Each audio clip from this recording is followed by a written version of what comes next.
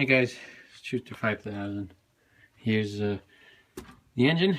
I got the crankshaft in, I got the connecting rod in, I got it timed, I got a bearing plate on. Gonna tell you what I did, how I did it. You got to put the crankshaft in first.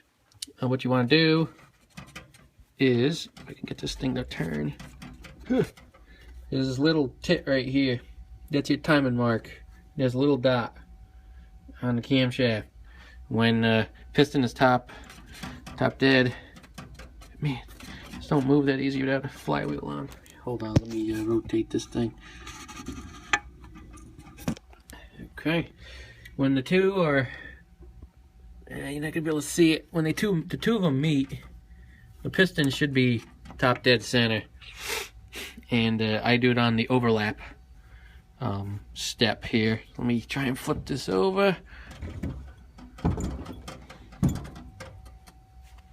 Without screwing up anything. Okay, here's the top side. Let me move this over a little bit. Overlap is when the two valves are, one's closing, one's opening. And you can see it's like right there. They both move. Piston's top dead center, timer mark is set. That's how I set them. That's how I pulled this engine apart. I had them both on overlap, and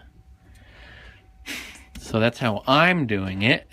I've, turned this a couple times. Everything looks good. You go down on your intake's open. It's sucking in, comes up, and decompression is activated. And when you pull down, or you do your power. When it fires, that's good, and then your exhaust, that's good. If this was turning over real quick, the decompression wouldn't even turn. And it just opens a little bit, and not very much, just a little tiny bit. I would show you, I don't know if you're going to be able to, because I can't turn this without the flywheel on, and I don't have the oil pan on to show you either, because the dipper hits the table.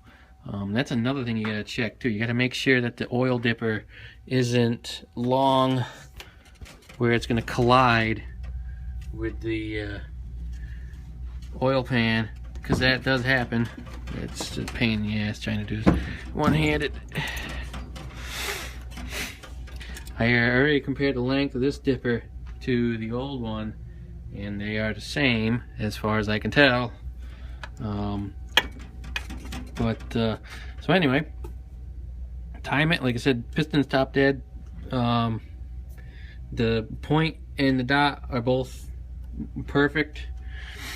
Everything appears to work as far as I can tell. I've looked at everything. The connecting rod is 140 inch-pounds to torque it. Put a little bit of blue Loctite on the bolts when you put them in. The blue will allow you to take it apart if you have to, but you can still take it apart. The bearing plate bolts are 115 inch-pounds. I used just that one gasket. I did not use the shims. When I took it apart the first time, there were no shims in it, and I did not put new bearings in, so in theory it should be the exact same as it was.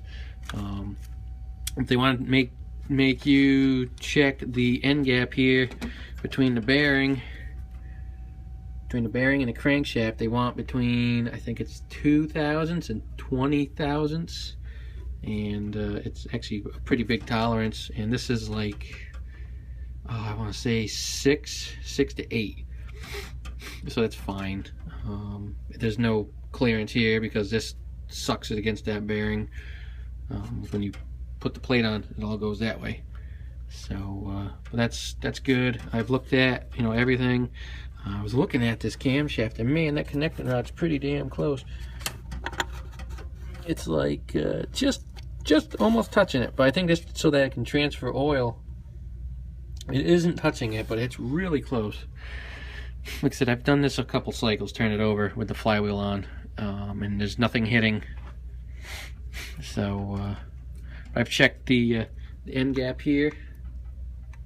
Just a teeny bit. That's what the old one had. and check the end gap on the rings. Now, to do the rings in this, I have a ring compressor right there, and it works pretty good, but I had to do it with the piston out because I couldn't do it when the piston was sitting on the engine, just because the ring compressor, let me pull the string off. The ring compressor didn't have any strength because it just wasn't compressing it enough, so I had to piston out my hand doing it, got it in, and tapped it in with the hammer. It's definitely a two-hand job there. Just not going to be able to do that with me holding the phone. All these are clean. The oil hole is pointing toward the cam. That's what they tell you right there. That way when it's slinging out the cam can sling it into the hole. I would assume it's a pretty tiny hole, but you know, we'll put some the assembly lube in there. And I already did that. You can kind of tell it's probably hard to tell. You see it's a little red in there. I already put some lube in there. I put the rod on the crank and tightened it, checked it, and it's right where it should be. It's like 2.5 thousandths. So that should be fine. Oil seals. This one's just flush, just below flush. You can see how much shoulder there is sticking out for it to grab onto. It's at least 1/8. This one is a little less than 1/8, but the seal cannot really go in any further here because this bearing plate is, after the seal is tapered. So if you push that plate, if you push the seal in the plate too far, the seal won't do nothing. It's just gonna fall in there. So I just set both of these just flush or just below flush. This one has to be flush. This one could go in another 1/4 inch actually, just because the way that the boss here that it sits in is. But flush is good because, like I said, this is sticking out 1/8 of an inch, so that's fine. We're gonna leave it. If it does decide to leak, we could tap it in a little bit more, but I don't think that was going to be an issue. And this was pretty clean. He polished the surface on the crankshaft where the seal rides. Same with this one. They do make the sleeves to put over them, but this didn't need it. Let's see what else is there. I think that's it for right now. I got to just finish putting some of the stuff on. I'll probably put the oil pan on and make sure the dipper's not going to collide with it. Like I said, that can be an issue. So I got the gasket here. Just gonna make sure this goes on the right way. One of these ways here. Yeah, it's this way. But everything so far is lining up. It's fitting good. You just check everything, double check everything. I need a feeler gauge, micrometer, caliper, a couple other things. Some plastic gauge would be best to measure the gap between the connecting rod and the crank.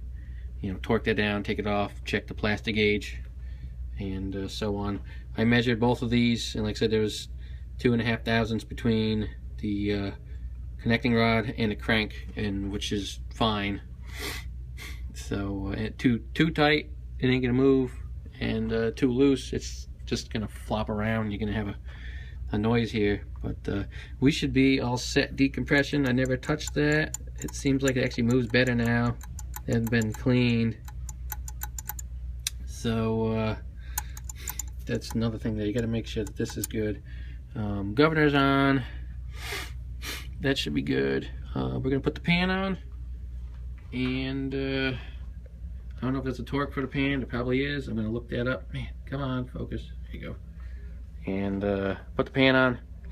Put the thing right side up, and then we can start putting other things on as we go here. So I'll have another video for you guys. We'll see you soon.